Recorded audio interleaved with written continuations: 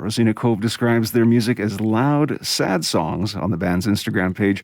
Others have written that theirs is a sound defined by the city that made them, offering up unpretentious Canadiana with a big heart.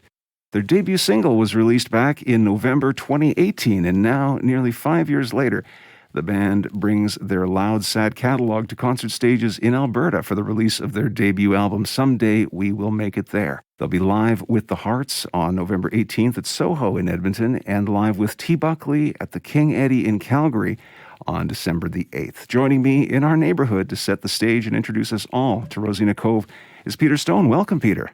Thanks for having me. Thanks a lot. So for those who are not familiar with Rosina Cove and might still know you from your work in the award-winning band 100 Mile House, which was very much a family affair, Peter, do you consider Rosina Cove to be a spin-off or a side project to 100 Mile House, and is the group a family affair in the same vein? I guess Rosina Cove kind of came out of Friends, Modern Family. It really started with trying to write some songs and just real quick, just kind of trying to get out my own way a little bit in terms of the songwriting process. Trying to play music with some friends I didn't get a chance to see as much. And so the band actually began officially after me and Drew Malcolm, who's the guitarist. We went to see the Tragically Hip on their final tour, and I'd never seen them before and I never grew up with them. And it was, even just talking about it now, I can kind of feel how I felt just seeing them live. It was something that really, I think, changed us both. But me and Drew, after the show, went to the bar opposite and just kind of sat in silence. After a while, we looked at each other and we were like, what are we doing? We just watched a bunch of friends play music together, and it's such a beautiful thing. Why aren't we doing this? And that was really where Rosina Cove started. So I guess it's more of a friend project in that sense. Rosina Cove is actually my great-grandma. And she was actually the mother of my granddad, Peter Stone, who I'm named after. And he was the one that taught me all my first instruments and really showed me what music was about when I was young. So it felt really nice to kind of honor her in this way. And it's such a beautiful two words kind of stuck together. So are the two projects, 100 Mile House and Rosina Cove, continuing in parallel, or is one taking over as the primary focus for now? I guess 100 Mile House is kind of, definitely on the back burner. Rosina Cove has really sort of shaped the past 3-4 years for me and Drew. And the album really has become that exploration of sort of change and growth in life, a little bit of heartbreak, just getting a little older, but hopefully our hearts getting a little sort of softer and a little bigger with that. And so Rosina Cove, really does represent that change that has happened over the past few years and change in relationships and everything else that's kind of come in our lives. Drew's had a kid recently. It's been a special end to the past few years where so much change has happened in all of our lives. You mentioned the time that has elapsed since the project first launched. The original single, Waiting For, was 2018, if I remember correctly. It's included in the new album. But having had such a space between the release of the original single and now the long-playing record, did it feel strange to have songs spread across that length of time? Did you find that they interacted well with each other as far as an album is concerned, or did they require revision to try to be a little bit more coherent with one another? Yeah, it's all part of that journey of the past few years, and it's something that songs do. They sort of present themselves as they are when they do, if that makes sense. That I always consider them kind of a bit of a gift when they pop up. We never know when a new one's going to come along or if a new one's going to come along. It's kind of beautiful looking back and seeing how them songs have changed their meanings even and changed what they mean to me and Drew over the past few years. Kind of what the title of the album speaks of. The idea that someday we'll make it there is, I'm not sure we're even sure where we're all heading still. We're all kind of putting one foot in front of the other on them days that it's a little harder to do that. And then every now and then you'll realize you're a lot further along the line than you were a few years ago, and all the things you've been through and how, all them little things can be celebrated.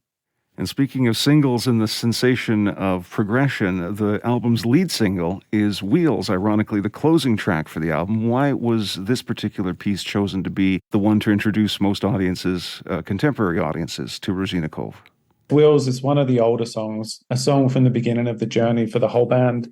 I started writing these songs literally just in cars and trying to write songs in sort of 15, 20 minutes. We can kind of lose ourselves in the creative process in that sense where we want everything to be perfect. And I was kind of annoying myself in that sense. So I started writing songs and giving myself sort of time limits. And this song was written on a journey out to Winnipeg and to Ontario to play some festivals by myself out there. And it was really sort of the beginning of that journey and realizing how sort of certain things were falling apart. And it kind of captured the beauty, but also the sort of chaos when things like that are happening.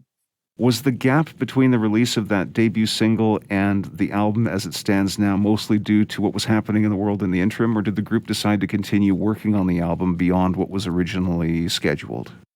Definitely the things that were going on in the world obviously held us back a lot.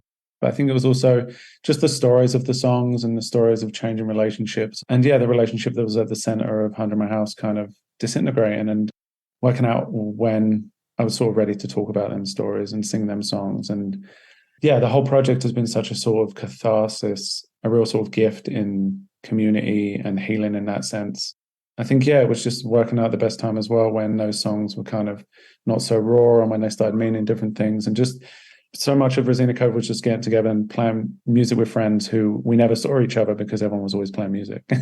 And so it was like, I need to start a band with all these people in so I get to see them. And so it really became a supportive group of musicians and a supportive environment to be in, and these beautiful monumental things that are happening and sort of heartbreaking things that are happening in it.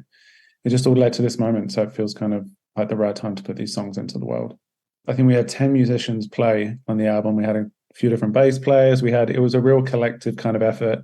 And I think we've had something like 25 different people play shows for Rosina Cove. And it's constantly sort of changing, and it's a beautiful spot for everyone to kind of hang out and take life a little less seriously, hopefully, and take the pressures of music a little less seriously, and just kind of not be bogged down by what that can kind of mean sometimes. Like, we all love playing music, but we all know that when we do it for a living, it can kind of take something out of us sometimes. So yeah, I think there was 10 players on the album. Me and Drew Malcolm are the two who started out, and we've been the only two who have played every show. So yeah, I kind of like that. I kind of like the way that it's a collective in that sense. No doubt the album release shows in Edmonton on November the 18th at Soho and December 8th at the King Eddie in Calgary are sure to be the band's focus for now. But what's the plan for the group once those shows are under your belts and you're staring down the barrel of the new year? Yeah, we have some stuff coming up early next year. We're doing Winterruption and some other bits like that. And we already have the songs for a new album as well. So yeah, hopefully just kind of doing more of the same. And yeah, because these songs are quite old and because the recording has been waiting there for a while, it is really fun to kind of get it out and yeah, really sort of celebrate the past few years, the wonderful parts about it, the heartbreaking parts about it, and just, yeah, get the music out there.